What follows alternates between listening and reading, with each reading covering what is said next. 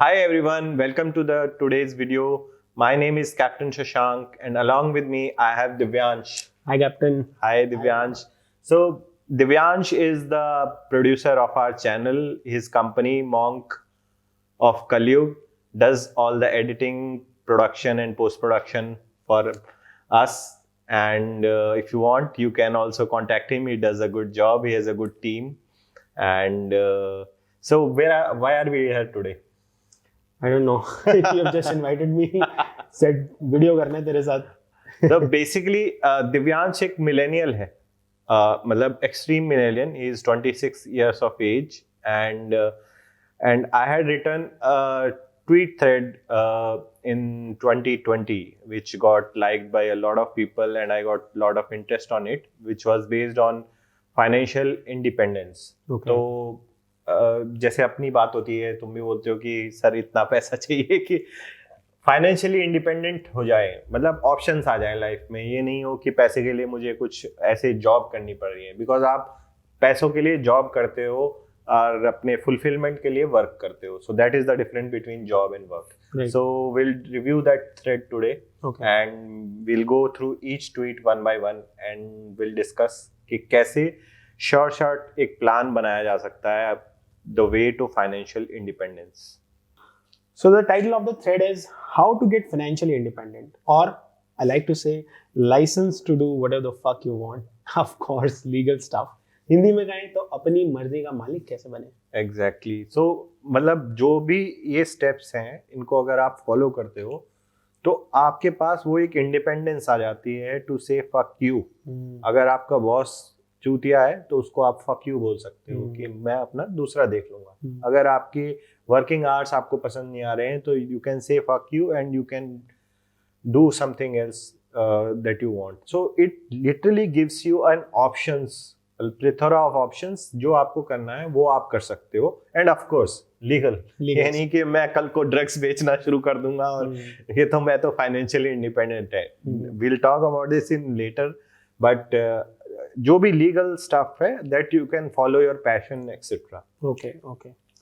तो आपने इंट्रोडक्शन जो लिखा है कि these are some simple, no bullshit, to the point for a young Indian, and if you follow them with discipline, then in the long term you are bound to be financially independent. But exact time depends on your earning capacity and lifestyle expenses. It is very important. या because इसमें मतलब मैं ये कहना चाह रहा था कि एक तो ये स्पेशली फोकस्ड है इंडियन ऑडियंस के लिए, क्योंकि I am an Indian and मैंने जो भी सीखा है, जो मेरा एक्सपीरियंस है वो एज ए इंडियन है, एंड इंडियन इकोनॉमी को मद्देनज़र रखते हुए ये थ्रेड मैंने बनाया है. और I am focusing on millennials जो मेरी उम्र के आसपास हैं, जो स्टार्टेड अर्निंग, तो उनके लिए है. And thirdly this goes like, मतलब जितना आपकी अर्निंग कैपेसिटी होगी उतना टाइम आप इमेजिन कर सकते हो. And I give exact criteria कि आप कब तक आपको वो जो फैक्टर है फाइनेंशियल इंडिपेंडेंस अचीव करने का वो कितना लगेगा, वो भी मैं एक्सप्लेन करता हूँ इसमें. तो ये जो टाइम अगर किसी को जानना है तो वो टाइम आपकी अर्निंग कैपेसिटी पे डिपेंड करेगा. And will talk about this in later tweets. Okay. So the next tweet is I personally followed them and was able to become financially independent shortly before my 30th birthday last year. I can't imagine a better gift than this to myself. I agree to it. I agree. Exactly, because ये trade मैंने लिखा था 2020 bang in the pandemic जब शुरू हुआ था, around March में शायद मैंने ये लिखा था. एंड तभी मैंने लास्ट ईयर ये अपना फाइनेंशियल इंडिपेंडेंस का जो मेरा गोल था खुद का, वो पर्सनली अचीव किया था. And I always say to other people also कि भाई अगर आपको अपने आप को कोई गिफ्ट देना है तो फाइनेंशियल इंडिपेंडेंस से बड़ा कोई गिफ्ट नहीं है, क्योंकि उससे फिर आपको फर्दर जो आप लाइफ में असलियत में करना चाहते हो, जिसमें जो आप इंजॉय करते हो, वो करने में आपको हेल्प मिलती है. और उससे बेटर आई डोंट थिंक कोई गिफ्ट हो सकता है खुद के लिए. Okay, so going to the next tweet, and before going to the next tweet, I would like to question you कि जब आपके ऊपर कुछ डेब्ट्स थे, of course, तो उस टाइम पे आपको क्या फियर था और अभी आप कैसे, मतलब क्या डिफरेंस? एग्जैक्टली. तो अगर आप जैसे ही आप नेक्स्ट ट्वीट में जाओगे ना, तो एज आई से कि 7 स्टेप्स हैं, लेकिन आप नेक्स्ट ट्वीट जैसे ही पढ़ोगे आपको पता चलेगा कि मैं डेट के बारे में भी बहुत अच्छी तरह बताता हूँ. Okay. एंड वो स्टेप 0 है. ठीक है, it is exciting. Yeah. ठीक है, step 0 is pay back all your debt right now, whether it's any kind of loan, credit card, personal loan, car loan, home loan, etc. Stop all your savings, SIPs, lower your PF contribution to the minimum, and use the proceeds to pay back whatever amount you owe in the shortest possible time. तो जैसे अभी तो hype इसी चीज का है कि invest invest invest, and your step 0 is to pay back pay back pay back. Exactly. So please define it. ये आजकल लोग भले ही आपको इन्वेस्ट करने की फिलॉसफी बता रहे हैं, लेकिन असली फाइनेंशियल इंडिपेंडेंट आदमी वो होता है जिसके ऊपर किसी का कोई कर्जा नहीं है. अगर आपके ऊपर कर्जा है किसी का भी, चाहे वो क्रेडिट कार्ड का हो, पर्सनल लोन का, होम लोन का, कार लोन, कोई भी है, तो वो आपका खुद, आप अपने लिए लाइफ नहीं जी रहे हो, आप बैंक के लिए लाइफ जी रहे हो, आप क्रेडिट कार्ड कंपनी के लिए लाइफ जी रहे हो. आप कमा किसके लिए हो? ताकि मैं कमा के उस कंपनी को दे सकूं. उस एसेट जो आप सो कॉल्ड एसेट जो बोल रहे हो, कार या घर, उस पे आपका हक अभी हुआ नहीं है, उस पे हक बैंक का है. आप महीने दर महीने आप किस्त जमा करते हो, तब आपके जब वो पूरा लोन होगा तब आपका वो होगा. तो स्टेप 1 पे आने से पहले आपको 1, जब आप रेस की स्टार्टिंग होती है, आप माइनस से शुरू करोगे तो और पीछे रह जाओगे ना. आपको स्टेप जो, अगर फाइनेंशियल इंडिपेंडेंस की जर्नी की फर्स्ट स्टेप पे आना है, उससे पहले आपको स्टार्टिंग पॉइंट पे तो पहुंचना पड़ेगा. इसीलिए मैं कहता हूं कि स्टेप 0 है अपना डेट खत्म करो. भले ही आपका कोई भी डेट हो, छोटा डेट हो, बड़ा डेट हो, अगर आपके ऊपर कोई भी डेट है, उसका भी मैं तरीका बताता हूँ कैसे खत्म करनी है वो डेट. अगर आपके पास अभी फिलहाल कोई भी डेट है, उसको आप खत्म करो. डेट से मेरा मीनिंग लोन. अगर कोई भी लोन है उसको पहले खत्म करो, फिर हम स्टार्ट कर पाएंगे अपनी जर्नी फाइनेंशियल इंडिपेंडेंस की. ये स्टेप 0 हो जाती है. इसीलिए, और इसके लिए आपने लिखा है कि if you bought something with a loan and can't pay back in a short period, sell it and pay the loan back. For example, it could be painful to sell the shiny car you bought, but trust me, it will be worth it. After doing this, only you can start from 0, and it's great feeling to be debt free.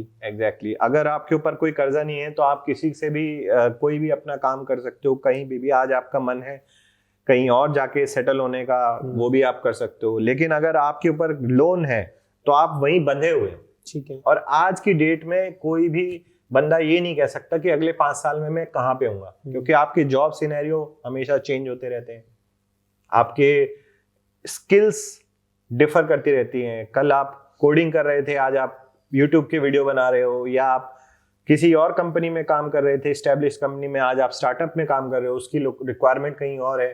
तो it doesn't make sense कि आप एक जगह बंद के loan भर रहे हो.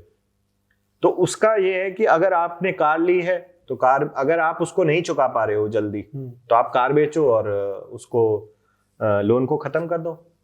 आईफोन लिया है लोन पे, और अगर आप नहीं चुका पा रहे हो, मैं ये नहीं कह रहा कि आप सारी चीज बेच दो और लोन चुका दो. मैं कह रहा हूं कि अगर आप उसको क्विकली नहीं, अगर आपका क्राइटेरिया है कि मुझे अगले 10 साल या 15 साल में फाइनेंशियल इंडिपेंडेंस अचीव करना है, तो उसके दौरान आपको उससे पहले स्टेप 1 पे आने से पहले वो 0 कंप्लीट करनी पड़ेगी ना.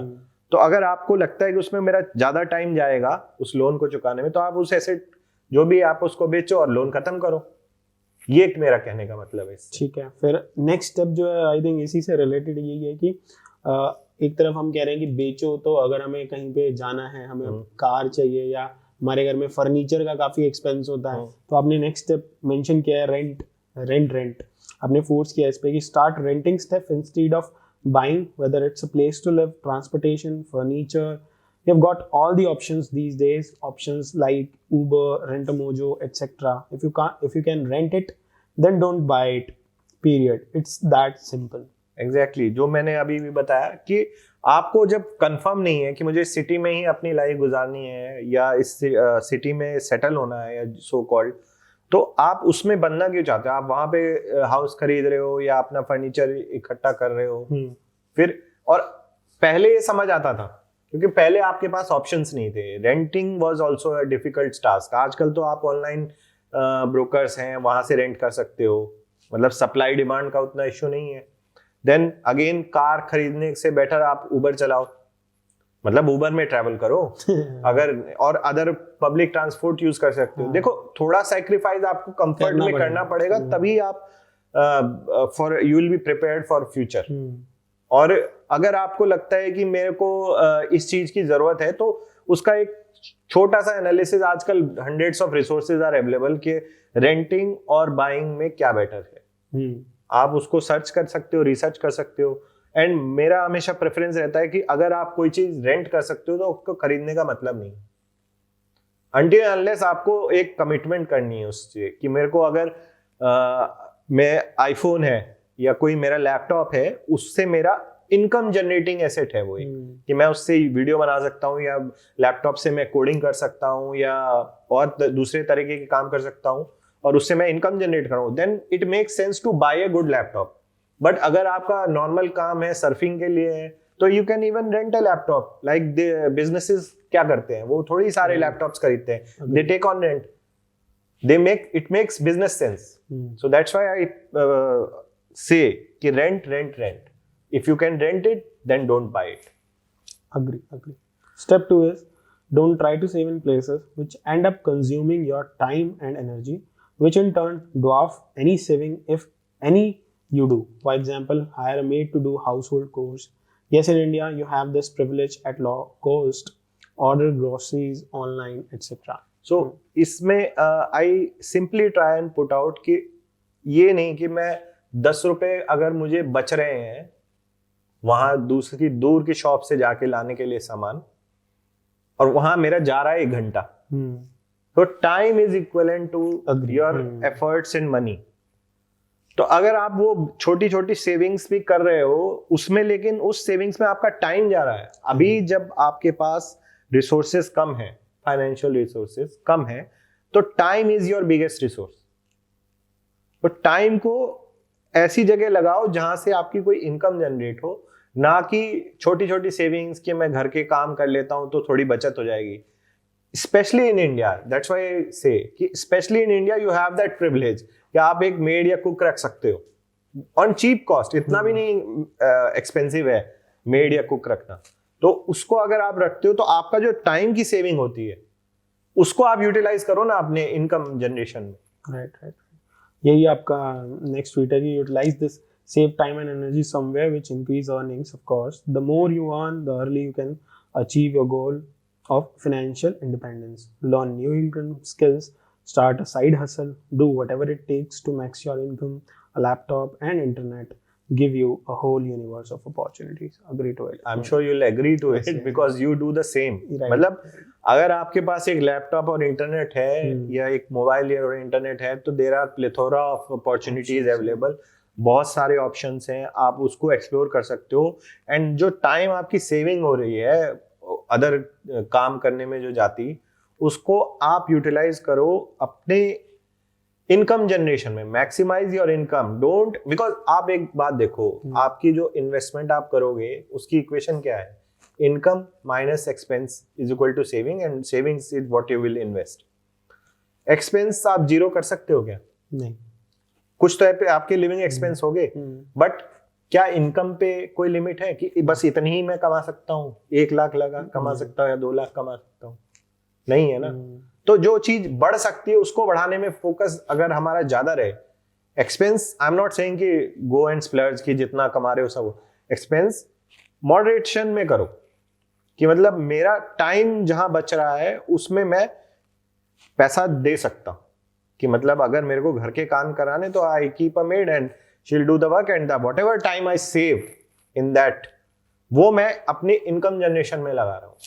तो इनकम जनरेशन के लिए भी मैं बोलता हूँ कि आप कोई भी अगर आप if you are doing a job, you can learn new skills, you can become a freelancer, you can do some side hustle, you can start a YouTube channel, you can do your own podcast, या कुछ भी कर सकते हो आप digital marketing में कर सकते हो। There are lot of, I am sure you know more than me in that field, but main मुद्दा ये है कि एक्सपेंस पे एक लिमिट है कि उससे कम नहीं जा सकते, लेकिन इनकम पे कोई लिमिट नहीं है। एंड जितनी जल्दी आपकी इनकम बढ़ेगी उतना ज्यादा आप इन्वेस्ट कर सकते हो और उतनी ही जल्दी आप फाइनेंशियली फ्री हो सकते हो।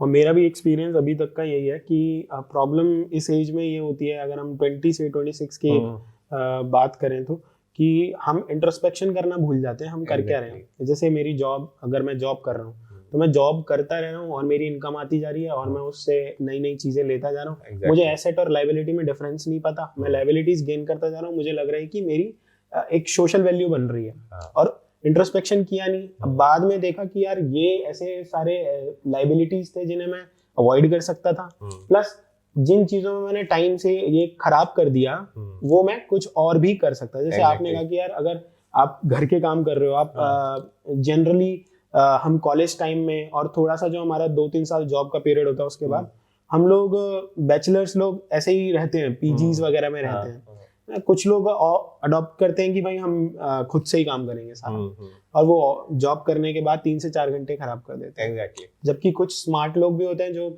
इसको अवॉइड करते हैं, आउटसोर्स करो, ऑर्डर कर लेते हैं या आउटसोर्स कर लेते हैं, और उस टाइम पे वो जैसे साइड हसल के लिए वही टाइम आई थिंक निकालना होता है। और क्या है ना, मतलब सबके लिए 24 घंटे हैं इस दुनिया में। ऐसा तो नहीं है कि बिल गेट्स के पास 28 घंटे हैं और हमारे पास कम है, या इलॉन मस्क के पास कुछ ज्यादा घंटे हैं। घंटे उतने ही है सबके पास और सबने वहीं से शुरुआत करी है। आपके ऊपर डिपेंड करता है आप कितना एफर्ट डालना चाहते हो। Right. So the next step, which is step 3, budget all your monthly expenses to fit them in a maximum of 50% of your monthly income. If you can do with less, even better.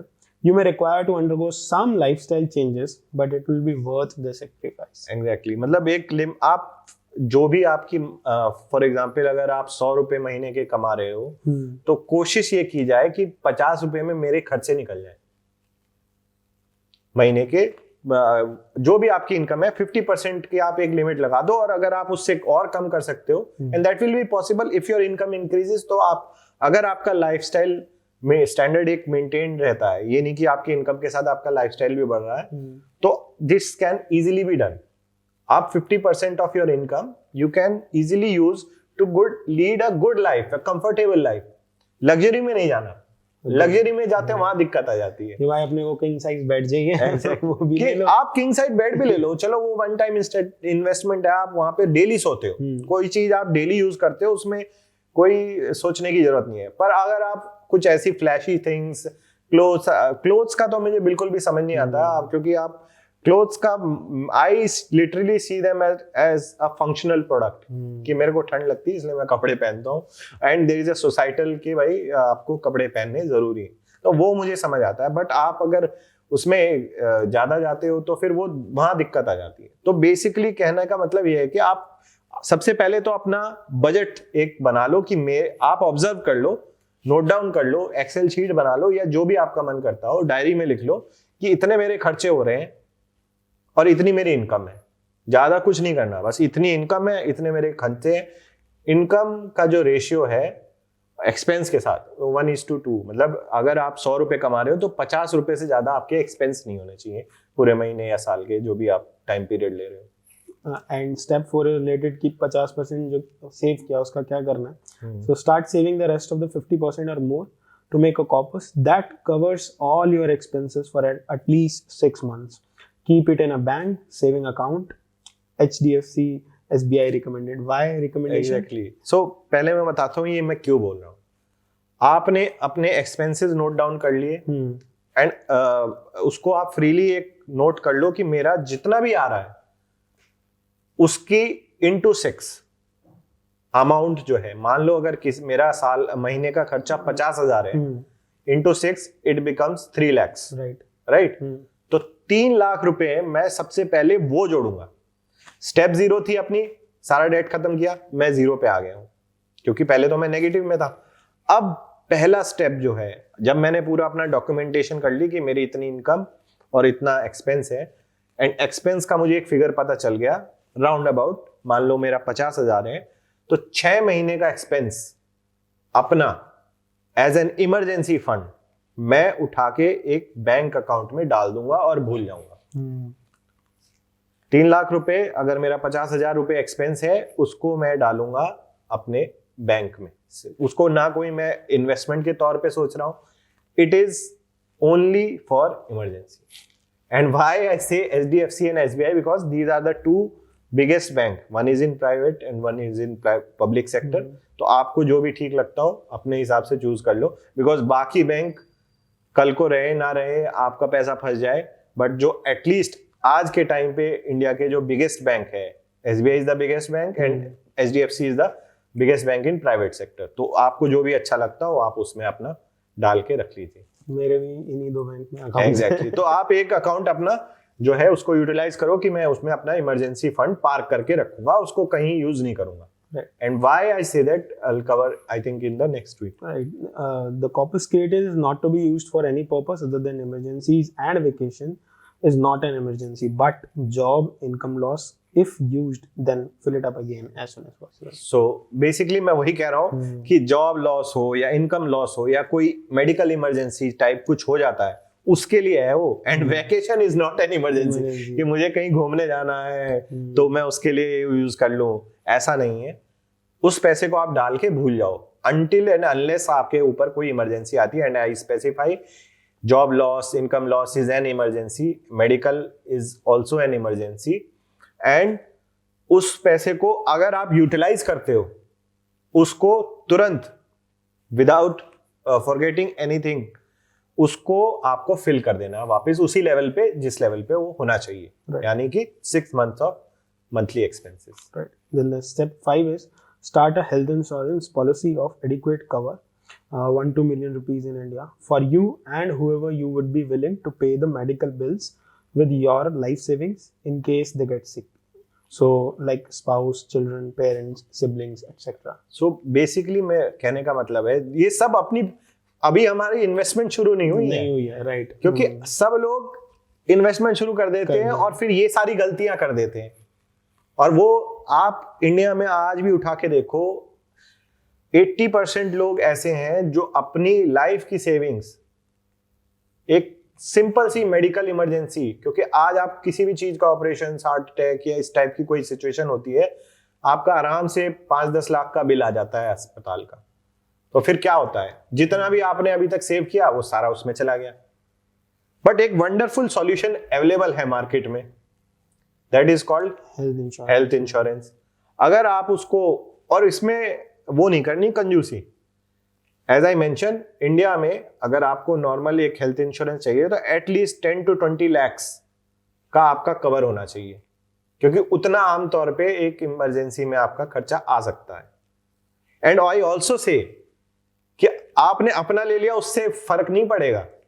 अगर आप अपनी life saving से किसी का medical का खर्चा देने के लिए तैयार हो, कि मान लो जो भी है, आपका स्पाउस हो सकता है, आपकी बेटी हो सकती है, आपके सिबलिंग्स हो सकते हैं या आपके पेरेंट्स हो सकते हैं, अगर उनका भी आप देने के लिए अपने तैयार हो जरूरत पड़ने पे, तो भी आप उनका भी इंश्योरेंस करवा दो, क्योंकि अल्टीमेटली उनके लिए भी तो आपको ही पे करना पड़ेगा। एग्जैक्टली, आप पे करने के लिए अगर उनके लिए रेडी हो तो आपकी वो एक वो बन जाती है लायबिलिटी कि आपको उनके लिए भी करवाना पड़ेगा।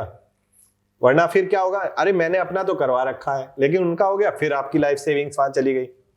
तो जिसका भी आप देने के लिए तैयार हो, and I am not specifying and nobody is here to जज यू, आप किसी का भी दे सकते हो, आप अपने दोस्त का भी दे सकते हो, एग्री। लेकिन आपको ये करना चाहिए कि एटलीस्ट अगर मैं नहीं ले सकता तो उसको भी। नेक्स्ट ट्वीट में आई थिंक मैं वही बोलता हूँ, क्या है कि आपने लिखा है कि alternatively you can encourage them to buy the same for themselves if you want to save on the premium cost.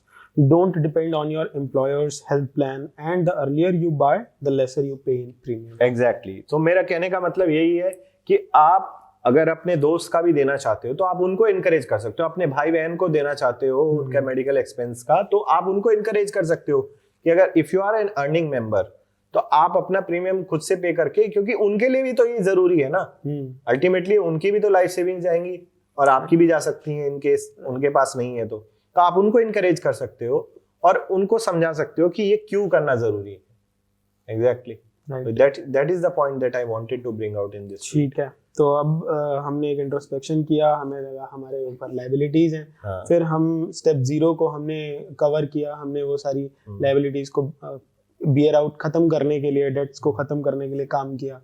फिर उसके बाद हमने एक इनकम के पार्ट को सेव कर दिया, फिर हमने हेल्थ पॉलिसी भी ले ली, हमने अपना मेडिकल पार्ट भी कवर कर लिया। Now step 6। तो आप देखो 7 स्टेप मैंने बताई थी, आप इसमें देखोगे अभी तक हमने इन्वेस्टमेंट पे नहीं नहीं आए, है। बिकॉज लोग ये भूल जाते हैं कि investment is just one part of gaining financial independence.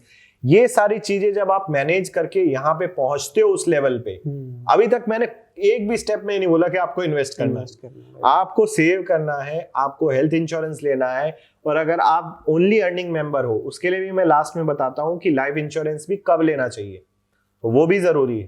तो ये सारी चीजें आप कर लो, सेट कर लो अपने लिए और अपने लव्ड वंस के लिए, तब आप अपनी जर्नी शुरू कर सकते हो इन्वेस्टमेंट की, फाइनेंशियल इंडिपेंडेंस के लिए। राइट। तो अब तक जो हमारी प्री रिक्विजिट स्टेप्स हैं एक अपनी इन्वेस्टमेंट जर्नी शुरू करने के लिए, वो सारी हमने कवर करी हैं, एंड उसमें ये बताया गया है कि क्या क्या आपको करना है और क्या क्या नहीं करना है।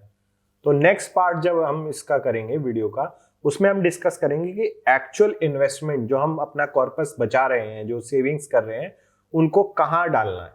आई थिंक आपने वो बबल बर्स्ट किया है, वो जो फोमो क्रिएट हो रहा है ना एक मार्केट में, सोशल मीडिया पे, कि भाई इन्वेस्ट कर, अगर तू इन्वेस्ट नहीं कर रहा हाँ। तू आज जी नहीं, अरे क्रिप्टो के बारे में जानता है और फिर भी इन्वेस्ट, अरे यार इतने रिटर्न्स हैं, लोग स्क्रीनशॉट्स लगाते हैं लिटरली, और फिर आपको महसूस होता है कि आप कुछ मिस कर रहे हो और आप उसके बारे में सर्च करना स्टार्ट करते हो। बट यहाँ पे ये बबल बर्स्ट हुआ है कि यार आप वो सब करने से पहले ये सब चीजें कर लो, अगर ये कर चुके हो तभी उसका ज्ञान लो, किताबें पढ़ मारो इन्वेस्टमेंट से रिलेटेड, लेकिन ये सब पहले कवर कर लो। सो अ वेरी अमेजिंग वीडियो, एक रैंडम वीडियो सर ने मेरे को बोला आके शूट कर, और ये पार्ट मतलब मेरे को लिटरली बहुत अच्छा लगा, बहुत रिलेटेबल लगा। Please like share subscribe this channel ताकि इतने बेहतरीन वीडियोस आप तक पहुंच सके। Thank you very much. Thank you.